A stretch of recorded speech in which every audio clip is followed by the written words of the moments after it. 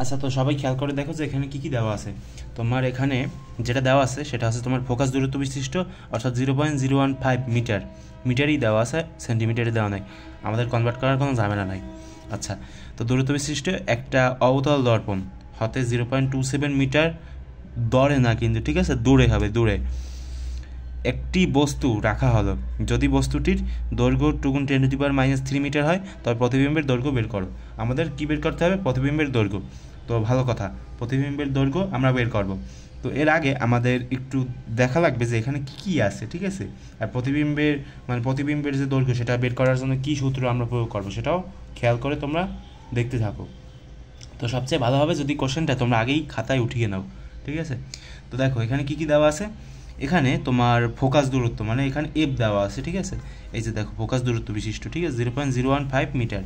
তো আমি এখানে ডান পাশে লিখি 0.015 মিটার, তো লিখলাম। আচ্ছা, ভালো কথা, লিখলাম। এখন আর কি কি দেওয়া আছে এখানে? এখানে আরেকটা জিনিস দেওয়া আছে, কি বলতো, ইউ দেওয়া আছে, ঠিক আছে, যে একটি অবতল দর্পণ হতে 0.27 মিটার দূরে, ঠিক আছে। তার মানে কি ইউ সমান সমান 0.27 মিটার দেওয়া আছে। আচ্ছা, এটাও আমরা পেলাম। এখন আর কি কি দেওয়া আছে? যদি বস্তুটির দৈর্ঘ্য 2 × 10⁻³ মিটার হয়, ঠিক আছে, তার মানে দৈর্ঘ্য দেওয়া আছে।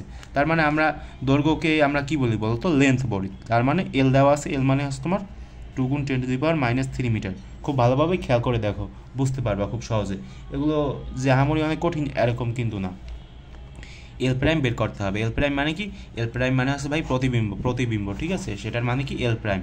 এল দেওয়া আছে, এল হচ্ছে তোমার অরিজিনাল যে বস্তুটা সেটা, আর এল প্রাইম মানে কি? এল প্রাইম হচ্ছে তোমার প্রতিবিম্বের যে দৈর্ঘ্য সেটা আমাদেরকে বের করতে হবে।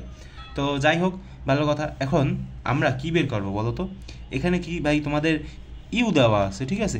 দেখো আমরা জানি এখানে ইউ মানে কি, এফ মানে কি, সবাই আমরা জানি। তো যেহেতু এখানে এফ এবং ইউ এর মান দেওয়া আছে, তাই কিন্তু আমরা এখন ভি এর মান খুব সহজে বের করে ফেলবো। তো দেখো কীভাবে বের করতে হয়। তো আমরা এই সূত্র জানি না সবাই, যে এরকম যে 1/v + 1/u = হচ্ছে কি 1/f। তো এখান থেকে তুমি কি লিখতে পারো বলো তো? এখান থেকে তুমি লিখতে পারো 1/v = হচ্ছে তোমার 1/f। 1/f মাইনাস হচ্ছে এটা থেকে যদি তুমি এই পেশে নাও তাহলে কি হবে? 1/u হবে না, সেটা আর কি। তো দেখো এখান থেকে আমরা ভি সমান কি বলতে পারি বলো তো?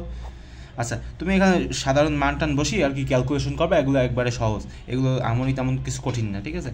তো মান টান বসি লসাগু টসাগু করে এইসব আর কি হাবিজাবি করতে হবে। তো দেখো এখানে যেটা হবে সেটা হচ্ছে যে তোমার ইউ দেওয়া আছে 0.27, আর হচ্ছে তোমার আর কি হবে, আর হচ্ছে তোমার এফ দেওয়া আছে নাকি 0.015 মিটার।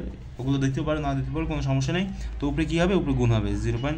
এগুলো কী বলো তো? তোমাদের ওই যে 1/5 + 1/3 এরকম, মানে তোমরা এগুলো যেরকম ক্যালকুলেশন করো না, এগুলো এই যে এদিকে খেয়াল করো, এগুলো যেরকম ক্যালকুলেশন করো ওভাবে করবা, ঠিক আছে। তো এখানে কী লিখবা? এখানে লিখবা হচ্ছে 0.15 গুণ হচ্ছে তোমার 0.27। ভালো কথা, এখন ক্যালকুলেশন করো। ক্যালকুলেশন করলে কত আসে সেটা একটু দেখো। আর শোনো, যদি তোমাদের কোনো জায়গা থেকে যদি কোনো ধরনের সমস্যা হয়, তুমি আমাকে কমেন্টে বলতে পারো, কোনো সমস্যা নেই। আমি পরবর্তী ভিডিওতে চেষ্টা করব সেগুলো সলভ করে দেওয়ার এবং তোমাদের নাম উল্লেখ করে, ঠিক আছে, একবারে। যদি তোমরা আমাকে একটু যদি সাজেস্ট করো নিচে, ঠিক আছে, কমেন্ট সেকশানে, তাহলে মূলত আর কি এই ভিডিওগুলোর ভিউজ তেমন হয় না, সেজন্য আর কি কী হয় বলো তো, তেমন আর কি কমেন্ট হয় না, কিন্তু সেদিক দিয়ে কোনো সমস্যা নেই, আমরা করতে থাকবো যতদিন পারি আমরা। 0.015 কী বলো তো? 0.015 মিটার। আচ্ছা, এটা হচ্ছে আমাদের ভি। তার মানে কি আমাদের কাছে এফ আছে, ইউ আছে, ভি আছে, সবই আছে। এখন আমরা একটা জিনিস জানি, কি জানি? বিবর্ধনের যে সূত্র সেটা আমরা সবাই জানি। দেখো এখন কিন্তু তোমাদের কোশ্চেনটা লাগবে, ঠিক আছে, এখন কিন্তু তোমরা আর দেখতে পাচ্ছ না।